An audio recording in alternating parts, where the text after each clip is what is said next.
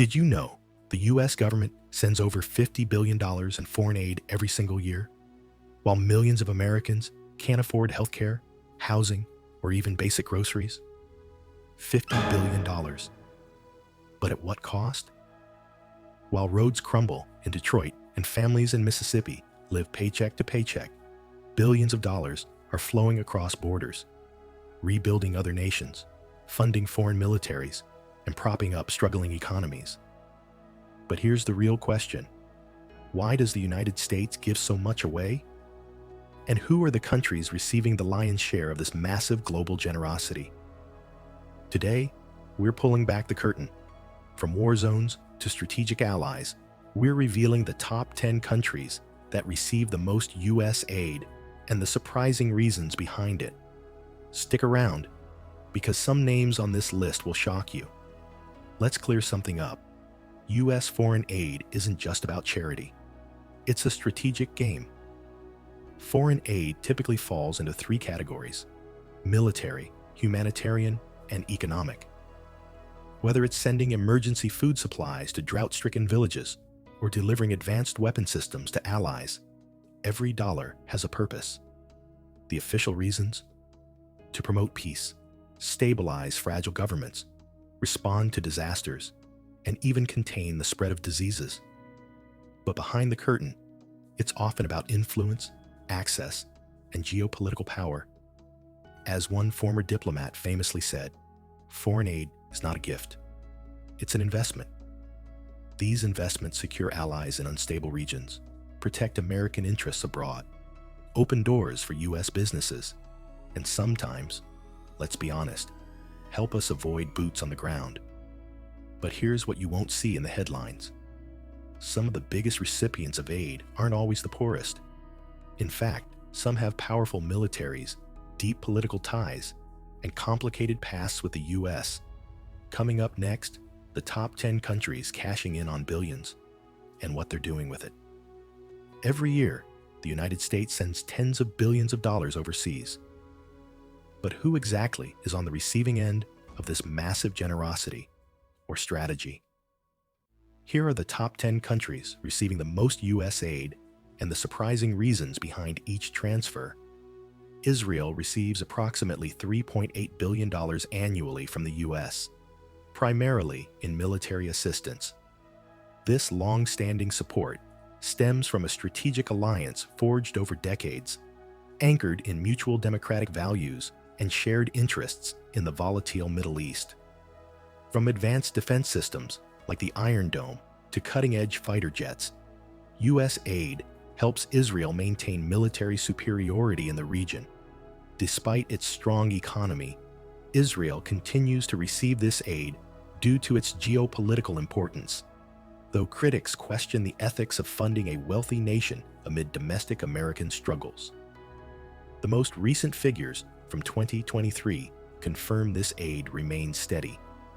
Ukraine has emerged as one of the top recipients of U.S. aid following Russia's invasion in 2022, receiving over $24 billion in military and economic assistance.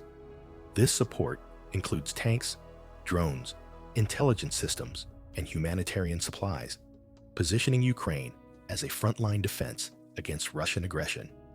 The aid serves both a moral and strategic purpose, defending democracy and containing Russian expansionism. While Ukrainians see it as vital for survival, some Americans worry about the escalating costs and lack of clear exit strategy, especially as U.S. domestic needs go unmet. Egypt receives roughly $1.3 billion annually in U.S. military aid, primarily due to its control of the Suez Canal, its pivotal role in Middle Eastern diplomacy, and its peace treaty with Israel. As a regional powerhouse with influence across the Arab world, Egypt plays a key role in counterterrorism and maintaining regional stability. However, concerns around human rights violations and authoritarian rule have led many to question whether this aid truly aligns with American values. Despite these concerns, the most recent 2023 data shows continued support. Jordan, receiving around $1.2 billion each year, is one of America's most dependable allies in the Middle East. U.S. aid supports both economic development and military needs, helping Jordan manage a massive influx of refugees from Syria and Iraq. It's a quiet yet crucial partnership that reinforces border security and maintains relative peace in a turbulent region. Though often overlooked in the headlines, Jordan's stability is vital to U.S. interests in the area, with 2023 figures confirming continued financial backing. Afghanistan, despite the U.S. military withdrawal, still received over $3 billion in humanitarian and development aid in 2023. With the Taliban back in control, this aid doesn't go to the government directly, but is funneled through international organizations working on the ground. It focuses on critical needs, like food, healthcare, and education for civilians, particularly women and children. However, distribution remains risky and controversial, with ongoing fears about Taliban interference and misappropriation. Ethiopia has long been one of the largest African recipients of U.S. aid, receiving approximately $900 million in 2023. Much of the support is humanitarian, aimed at mitigating the effects of drought, civil war, and widespread poverty. Funds are used for famine relief, health programs, and infrastructure development. Yet corruption and internal conflict have raised concerns about whether the aid truly reaches those who need it most, prompting scrutiny from policymakers and watchdog organizations. South Sudan, the world's youngest country, received about $780 million in 2023, primarily in humanitarian aid. Ravaged by civil war, famine, and displacement since its independence in 2011, the country depends heavily on foreign assistance for survival. U.S. funds go toward food security, clean water access, medical care, and efforts to stabilize fragile peace processes. Still, instability, corruption, and limited governance continue to challenge meaningful progress, keeping South Sudan trapped in a cycle of dependence. Pakistan, receiving approximately $600 million annually, is a complex case of ally and adversary. Aid is split between military support and economic development, aimed at promoting regional stability and combating terrorism. With its strategic position near Afghanistan and India, Pakistan remains a critical partner for the U.S. Yet relations are strained by mistrust, accusations of harboring extremists, and domestic instability.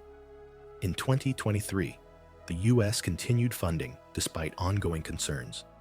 Iraq received about $500 million in 2023, mostly for military training and reconstruction projects. Following decades of conflict and American involvement, Iraq still struggles with political instability, terrorism, and infrastructure decay. U.S. aid focuses on rebuilding democratic institutions, improving security forces, and supporting civil society. But corruption and internal divisions have hindered real progress, leaving many to question whether Iraq will ever become self-sufficient. Nigeria, Africa's most populous nation, received approximately $480 million in 2023. Aid primarily targets health initiatives, especially against malaria, HIV, AIDS, and tuberculosis, alongside efforts to counter terrorism from groups like Boko Haram. Despite its vast natural resources, Nigeria faces immense challenges, including corruption, poverty, and regional insurgencies. U.S. support continues in hopes of strengthening democracy and stability, but critics warn that poor governance may continue to limit the impact of this funding. Hidden costs and controversies of U.S. foreign aid. While foreign aid is often promoted as a tool for peace, prosperity, and strategic partnership, the reality is more complex. Behind every billion-dollar check lies a series of hidden costs, unintended consequences, and deep controversies that many Americans, and even recipients, often overlook. One of the biggest criticisms is the opportunity cost.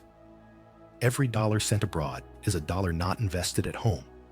With crumbling infrastructure, rising homelessness, unaffordable healthcare, and underfunded education systems, many taxpayers question why their hard-earned money is sent to countries thousands of miles away. some of which openly criticize or even oppose American policies. Critics argue that charity should begin at home, especially when domestic issues are spiraling out of control. Then comes the issue of corruption and misuse. In many recipient nations, billions in aid vanish into the pockets of corrupt officials or are siphoned off by warlords and criminal networks. This leads to aid dependency. Instead of fostering long-term growth and self-sufficiency, it creates nations that rely on continuous handouts with no real incentive to reform. In places like Afghanistan or South Sudan, entire economies have become so dependent on aid that the withdrawal of funds could collapse basic services. Moreover, U.S. foreign aid is rarely just humanitarian. It's often strategic and sometimes manipulative. Aid can serve as leverage. It's used to pressure governments to align with American interests, support military operations, vote a certain way in the United Nations, or open markets to U.S. corporations. While this may make sense geopolitically, it raises ethical concerns. Is it truly generosity or modern economic imperialism wrapped in a flag of benevolence? Another layer of controversy comes from military aid. Billions are spent arming foreign governments, often with poor human rights records.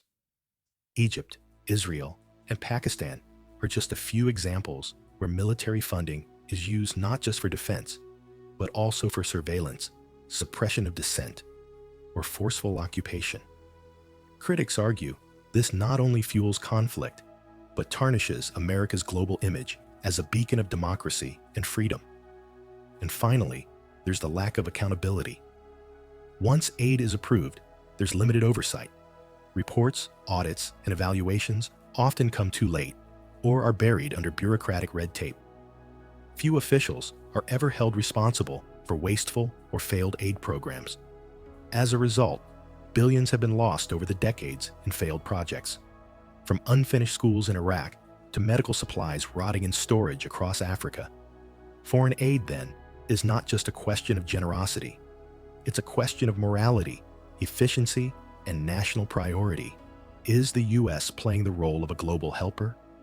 Or are we financing wars, funding dictators, and ignoring the needs of our own people? The question remains, should the United States continue sending billions in foreign aid each year? The answer isn't as simple as yes or no. It lies in how we define American values, national interests, and global responsibility. On one hand, foreign aid can be a powerful tool. It helps stabilize fragile regions, supports allies, opens up trade routes, builds goodwill, and can even prevent wars before they start. It allows America to project soft power and lead by example, helping to fight poverty, disease, and injustice across the globe. In times of crisis, whether a tsunami, famine, or refugee emergency, U.S. aid has saved millions of lives. But on the other hand, not all aid is created equal. Much of it is mismanaged, misused, or sent for reasons that have more to do with politics than with people. When aid becomes a blank check to corrupt regimes or a tool to manipulate foreign governments, it not only fails to uplift, it backfires. It can fuel resentment, dependency, and even conflict. So, what's the solution? Rather than ending foreign aid, America must reform it. Aid should be tied to results, not loyalty. It should be transparent, with strict oversight and accountability. More investments should be directed toward education, clean energy, health systems, and self-sustaining programs, not just weapons and contracts.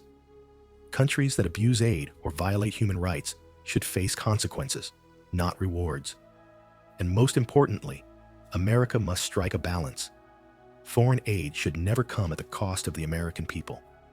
Before rebuilding other nations, we must rebuild our own. Our schools, our cities, our hospitals. Only then can our generosity abroad be both genuine and sustainable. In the end, foreign aid isn't just a budget line. It's a reflection of who we are and how we see our role in the world. Are we global leaders, lifting others as we rise? Or are we spreading ourselves too thin while our own foundations crack beneath us? The answer lies not just in policies, but in priorities.